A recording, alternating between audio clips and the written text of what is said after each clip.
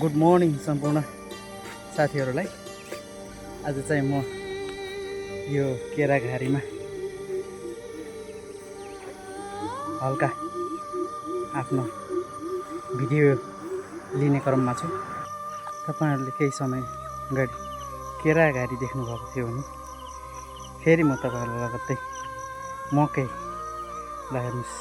यो सिजनमा पनि मकैको खेती मजाले भइरहेको छ यो ठाउँमा र ठाउँ एकदम मनमोहक पनि रहेको छ। हेर्नुस् है साथीहरु, यहाँ देख्न सक्नुहुन्छ यहाँनिर मकै पूर्ण रूपमा पाकिसकेको अवस्था छ र यो ठाउँमा फेरि तपाईहरुको